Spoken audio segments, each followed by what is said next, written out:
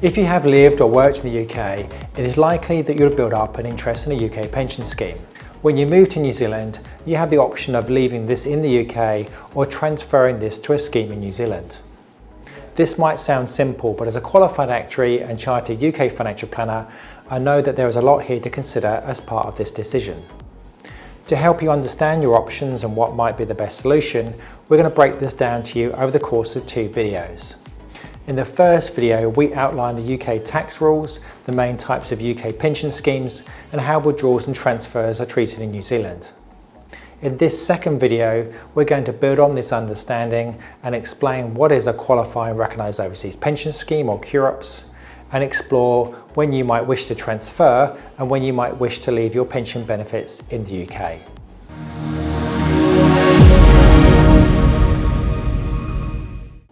Hi, I'm Jim Smith, Senior Financial Planner here at Pacific Wealth. We specialise in helping new migrants and returning Kiwis navigate the intricacies of cross-border financial planning to help you make the most of your new life in New Zealand.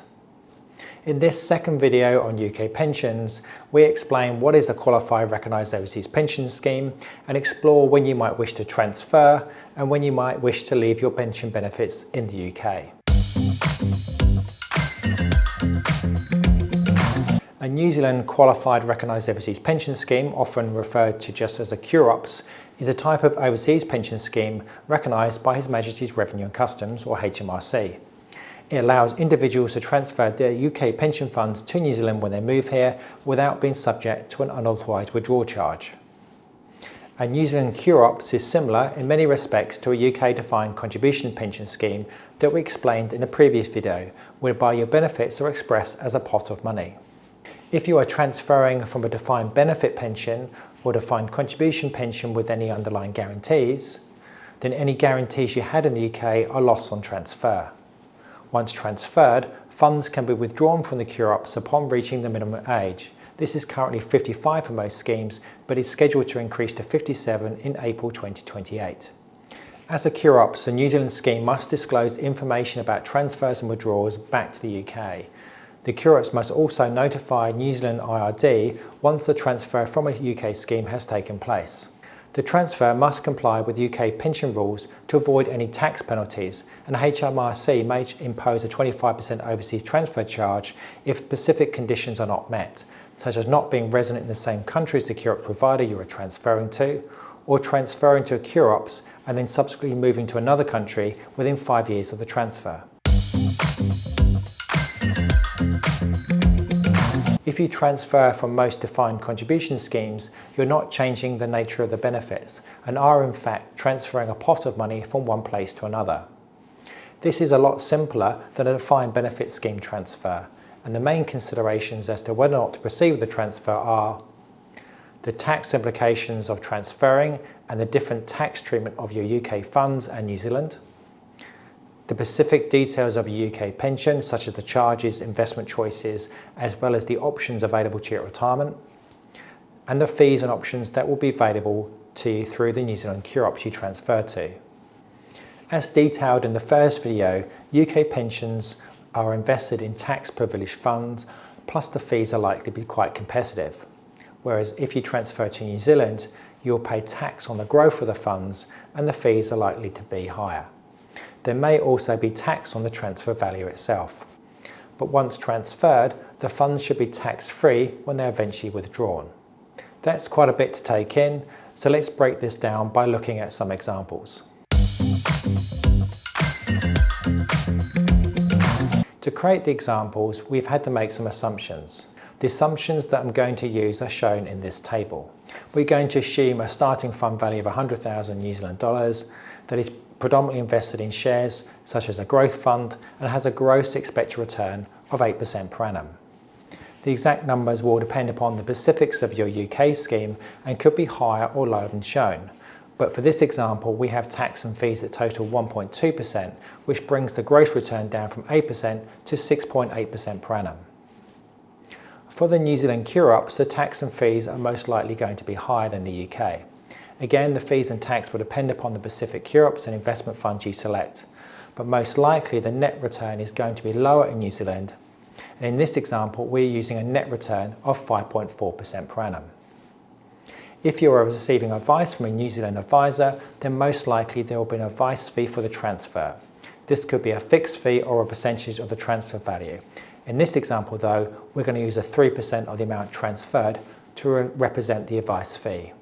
In the first example, we assume that the funds are not transferred and stay in the UK scheme for 30 years after moving to New Zealand. The funds are then taken at the end of the 30 years with tax payable in New Zealand under the foreign superannuation schemes as a lump sum payment. Based on the 6.8% net rate of return, the initial $100,000 could have grown to $720,000 over 30 years.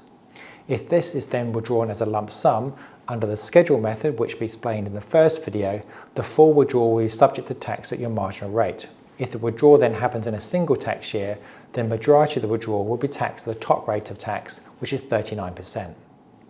Based on tax at 39% on the full withdrawal, then you could have a tax bill of around $280,000 and a remaining fund of around $439,000 after repayment of the tax. If a tax rate instead of 33% applies, say the withdrawal occurred over several tax years, then keeping with the same projected fund value of $720,000, we end up with a tax bill of $237,000 and a higher fund value of $482,000 after payment of tax.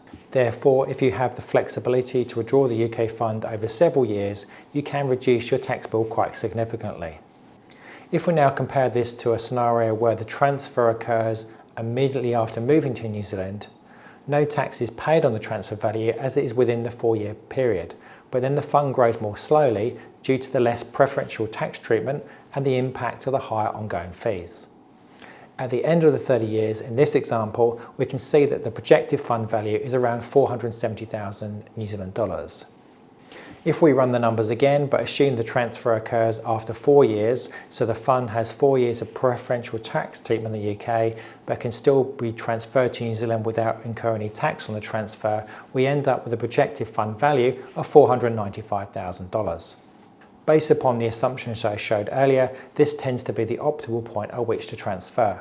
So just to recap, the projected value after applying the schedule method on the transfer and paying the transfer tax, after 30 years we get transferring to a New Zealand QROPS immediately after moving to New Zealand $469,000, transferring to New Zealand after 4 years $495,000, not transferring and leaving it in the UK and paying 39% tax $439,000, not transferring and leaving it in the UK but paying 33% tax $482,000.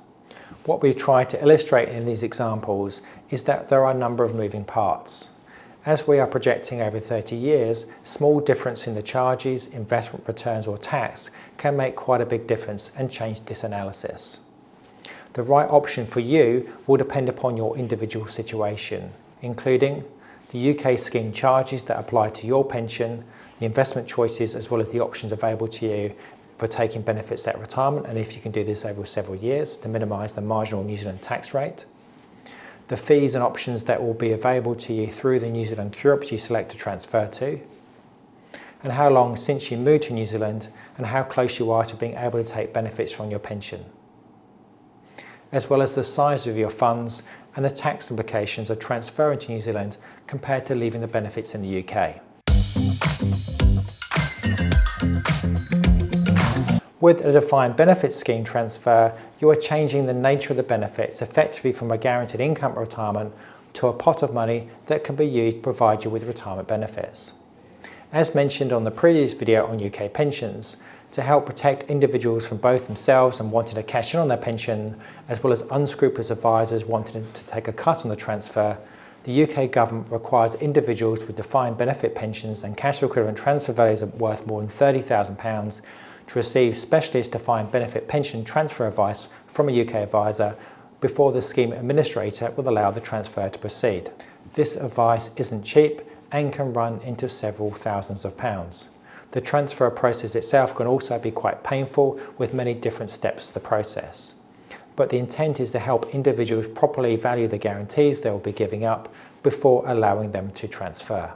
In summary, the advantages of retaining your defined benefit pension in the UK can include: You will not be subject to any investment risk and will receive a guaranteed income for life, often with a proportion such as half or 2/3 being paid to your spouse if you die before them.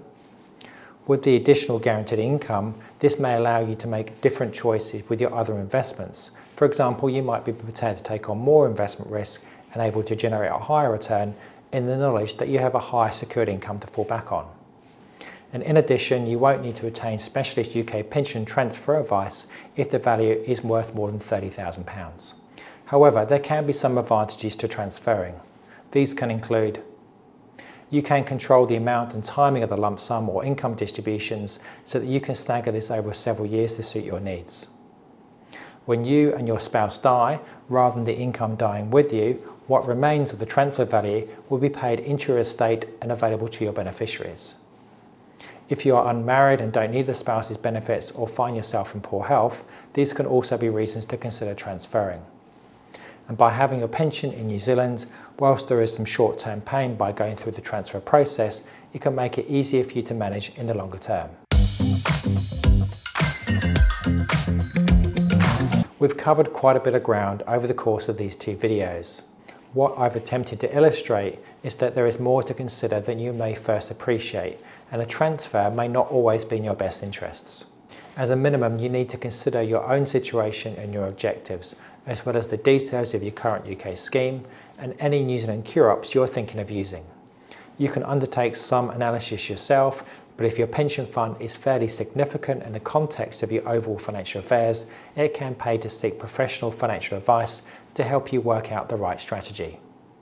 I hope these videos have given you an appreciation of what you need to consider when contemplating transferring your UK pension.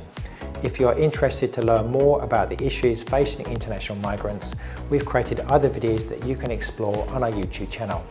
You can also visit our website www.pacificwealth.co.nz, and if you have any questions, please feel free to reach out to myself or a member of the team. Thank you for watching.